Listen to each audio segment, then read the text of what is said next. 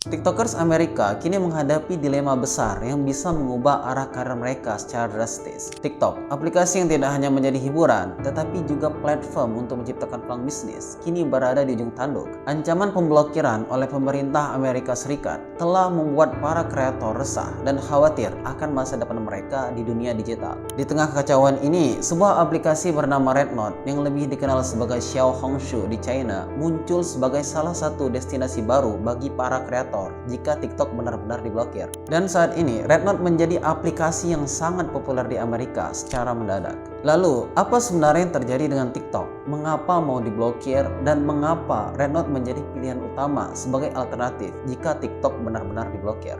Mari kita bahas. TikTok ban in the United States, which TikTok shut down in the United States. TikTok. TikTok. Jadi, pemerintah Amerika Serikat memberikan ultimatum yang gak main-main kepada ByteDance. Bagi yang belum tahu, ByteDance itu adalah perusahaan induk TikTok yang berbasis di China. Ultimatum ini berisi tuntutan agar ByteDance menjual seluruh operasional TikTok yang berada di wilayah Amerika Serikat kepada perusahaan lokal atau pihak lain yang dianggap tidak memiliki kaitan dengan pemerintah China. Keputusan ini muncul di tengah kekhawatiran yang telah berkembang tentang potensi ancaman terhadap keamanan data pengguna. Jadi, pemerintah Amerika telah lama menyatakan kekhawatiran bahwa data pengguna TikTok di Amerika Serikat dapat diakses oleh pemerintah China melalui ByteDance. Meskipun di sisi lain perusahaan tersebut berulang kali membantah tuduhan tersebut dan terus mencoba untuk bernegosiasi. Kebijakan ini diambil di bawah alasan perlindungan keamanan nasional, dan jika tuntutan ini tidak dipenuhi sebelum tenggat waktu yang ditetapkan, yaitu 19 Januari 2025, maka TikTok akan menghadapi larangan total di Amerika Serikat. Saat video ini dipost, mungkin sudah tanggal 19 Januari, kalian bisa cek apakah TikTok benar-benar sudah diblokir atau sudah ada kesepakatan lain.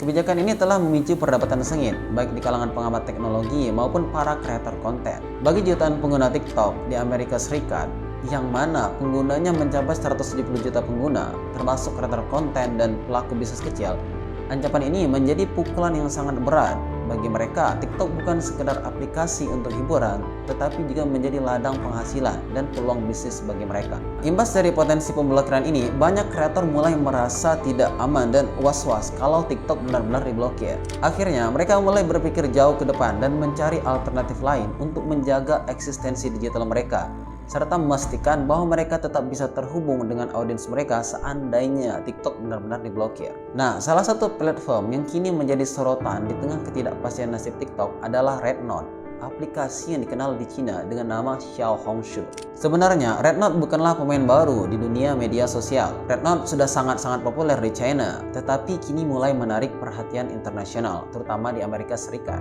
sebagai alternatif potensial untuk para kreator TikTok yang mencari tempat baru. Rednote dipilih karena memiliki algoritma atau rekomendasi yang mirip dengan TikTok, bahkan lebih baik, sehingga pengguna tetap dapat menemukan konten yang relevan dengan minat mereka. Selain itu, perpaduan fitur Rednote yang menggabungkan elemen visual seperti Pinterest dan komunitas seperti Reddit memberikan daya tarik tersendiri. Bagi banyak orang, ini bukan hanya tentang mencari alternatif, tetapi juga sebagai bentuk protes terhadap keputusan pemerintah Amerika yang dianggap membatasi kebebasan berekspresi. Gelombang migrasi ke Rednote juga dipengaruhi oleh rasa penasaran terhadap aplikasi yang sebelumnya populer di Tiongkok ini. Banyak influencer besar di TikTok yang kini beralih ke Rednote, mempengaruhi pengikut mereka untuk ikut mencoba platform ini. Tak hanya itu, Rednote juga menciptakan peluang unik untuk pertukaran budaya lintas negara. Dengan semakin banyaknya pengguna Amerika yang bergabung, interaksi langsung antara pengguna China dan Amerika tanpa perantara media tradisional seperti VPN semakin berkembang. Hal ini dapat memperkuat daya tarik platform sebagai ruang belajar dan berbagi lintas budaya. Sehingga dalam waktu yang sangat singkat, Rednote mencatat lonjakan popularitas yang sangat luar biasa. Pada 13 Januari hingga 15 Januari 2025, aplikasi ini berhasil menjadi yang paling banyak diunduh di Amerika Serikat hingga mencapai 700.000 pengguna baru, menggeser dominasi aplikasi-aplikasi lain yang sebelumnya menjadi favorit pengguna. Menariknya, para pengguna baru Rednote ini bahkan mendapatkan julukan khusus, yaitu TikTok Refugees atau pengungsi TikTok. Bahkan, hashtag TikTok Refugees telah dilihat 370 juta kali di Rednote hanya dalam waktu 3 hari. Julukan ini mencerminkan betapa besarnya perpindahan komunitas kreator dari TikTok ke Rednote sebagai bentuk protes dan upaya mereka untuk mencari tempat baru yang dapat menjamin kelangsungan eksistensi digital mereka. Istilah ini tidak hanya menjadi gambaran situasi migrasi digital, tetapi juga mencerminkan keinginan besar para kreator untuk tetap relevan di dunia media sosial. Meskipun harus memulai dari awal di platform yang belum sepenuhnya mereka kenal. Salah satu hal yang membuat Rednote begitu menarik dan berbeda dari platform lain adalah cara kerja algoritma kontennya. Di saat banyak aplikasi media sosial cenderung mengutamakan konten dari akun-akun besar atau influencer yang memiliki jutaan pengikut, Rednote mengambil pendekatan yang berbeda. Algoritma Rednote tidak semata-mata bergantung pada siapa yang diikuti pengguna, tetapi lebih berfokus pada minat mereka. Pendekatan ini memungkinkan setiap pengguna, termasuk kreator kecil yang mungkin baru memulai perjalanan mereka, dapat memiliki peluang yang sama dalam menjangkau audiens yang relevan. Rednote tidak menempatkan popularitas sebagai faktor utama dalam menentukan konten apa yang akan muncul di feed pengguna. Sebaliknya, algoritmanya dirancang untuk memahami apa yang benar-benar disukai atau dibutuhkan oleh masing-masing pengguna, lalu menampilkan konten yang sesuai dengan minat tersebut. Misalnya, jika seorang pengguna tertarik pada topik seperti gaya hidup minimalis, pendidikan, atau resep masakan sehat, Rednote akan secara aktif merekomendasikan konten dari kreator yang membahas hal-hal tersebut, tanpa memperhitungkan seberapa besar pengikut kreator tersebut. Hal ini menciptakan pengalaman yang lebih personal dan relevan bagi pengguna, sekaligus membuka jalan bagi kreator kecil untuk menunjukkan bakat dan ide mereka tanpa harus bersaing langsung dengan para kreator besar yang sudah terkenal. Pendekatan ini juga membawa dampak besar pada ekosistem kreator itu sendiri. Dengan lebih banyaknya ruang untuk eksplorasi dan apresiasi terhadap kreativitas dari berbagai tingkat popularitas, Rednote menjadi platform yang inklusif dan memberdayakan kreator yang sebelumnya mungkin merasa terpinggirkan di platform lain karena kurangnya pengikut atau modal promosi. Kini bisa menemukan audiens mereka sendiri yang benar-benar peduli dan terhubung dengan konten yang mereka buat. Dalam dunia media sosial yang semakin kompetitif, algoritma seperti ini memberikan angin segar, terutama bagi mereka yang percaya bahwa kualitas konten harus menjadi yang utama. Rednote dengan pendekatan yang fokus pada minat pengguna berhasil menciptakan lingkungan yang lebih adil dan mendukung bagi semua kreator tanpa memandang ukuran audiens mereka. Tapi tentu saja seperti halnya setiap perubahan besar, ada hambatan yang harus dihadapi. Salah satu hambatan terbesar yang dihadapi para pengguna Amerika di Rednote adalah masalah bahasa. Sebagian besar fitur di aplikasi ini, mulai dari antarmuka, menu, hingga rekomendasi konten, masih didominasi oleh bahasa Mandarin.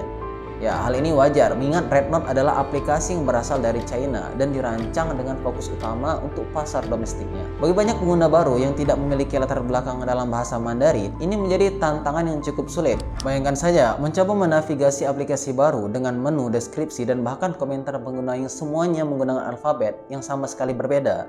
Dalam hal ini bahasa Mandarin, kan pasti bikin pusing. Untuk sebagian orang, ini mungkin terasa seperti berusaha membaca peta di negara asing tanpa petunjuk apapun. Namun, hal ini ternyata tidak menyurutkan semangat mereka untuk menjelajahi aplikasi ini. Pengguna Amerika, khususnya para kreator, menunjukkan tingkat adaptabilitas yang luar biasa. Mereka menggunakan berbagai cara untuk memahami dan menyesuaikan diri dengan platform ini. Beberapa di antaranya memanfaatkan aplikasi penerjemah untuk menerjemahkan teks secara langsung. Ada juga yang mengandalkan panduan dan tutorial yang dibuat oleh pengguna lain di platform seperti YouTube dan Reddit. Bahkan, komunitas online mulai bermunculan untuk membantu para pengguna baru memahami cara menggunakan Rednote dengan lebih efektif. Selain itu, motivasi utama mereka untuk bertahan dan belajar menggunakan aplikasi ini adalah potensi besar yang ditawarkan oleh Rednote. Platform ini memberikan kesempatan untuk menjangkau audiens baru dan membangun kembali komunitas di lingkungan yang berbeda. Dengan banyaknya fitur menarik dan algoritma yang mendukung kreator kecil, para pengguna merasa bahwa investasi waktu untuk memahami aplikasi ini sepadan dengan hasil yang mungkin mereka dapatkan.